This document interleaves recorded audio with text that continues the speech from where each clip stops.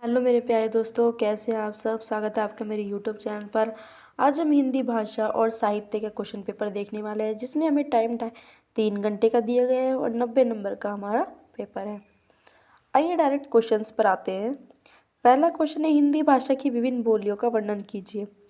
कि हिंदी भाषा के अंदर कौन कौन सी बोलियाँ आती हैं, उनका वर्णन करना है आपको।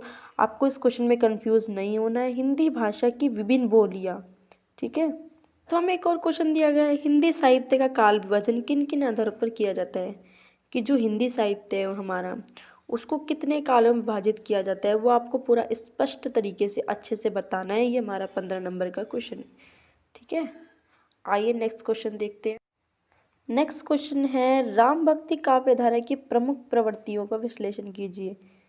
कि जो राम भक्ति थी, उसकी काव्य धारा की प्रमुख प्रवृत्तियाँ क्या थी, ठीक है, उनका आपको विश्लेषण करना है। अथवा में दिया गया भक्ति आंदोलन के अखिल भारतीय स्वरूप।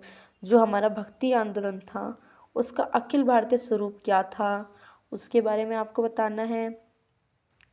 क्वेश्चन नंबर 3 है, रीति काल जो है उसको श्रृंगार काल क्यों कहा जाता है।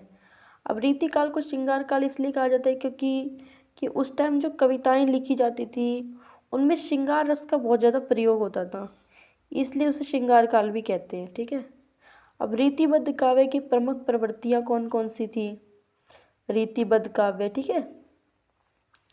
अब 4 क्वेश्चन है, द्विवेदी युगीन काव्य की प्रमुख विशेषताओं का वर्णन कीजिए। द्विवेदी युगीन कौन सा था। कि द्विवेदी कि मतलब सब अपने अपने अपने जो लेखक होते हैं, उनका अपना अपना युग होता है, ठीक है।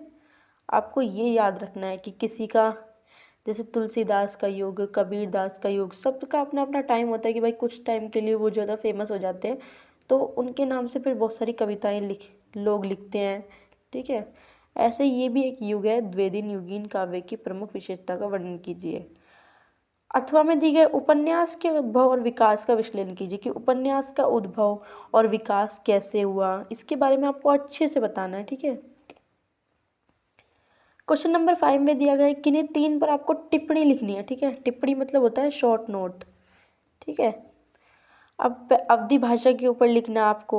आप कोई सा भी चूज़ कर सकते हैं, जैसे अवधी भाषा है उसके बारे में कि कहाँ से इसका जन्म हुआ, कौन कौन सी बोलियाँ इसके अंदर आती है, कहाँ ये बोली जाती है, ऐसे।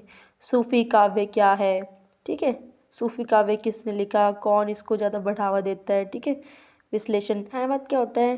कि जब किसी की स्मृतियों के ऊपर, किसी की यादों के ऊपर कुछ लिखते हैं तो उसे छायावाद कहते हैं। संत काव्य की जो संत थे, उन्होंने अपने अपने काव्य लिखे, उसके ऊपर प्रयोगवाद, ठीक है। कृष्ण भक्ति काव्य धारा के ऊपर, ठीक है।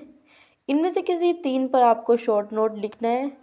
10×3 सारे 10-10 नंबर के हैं, ठीक है। अगर आपको कोई डाउट हो तो आप मुझे कमेंट करके पूछ सकते हैं।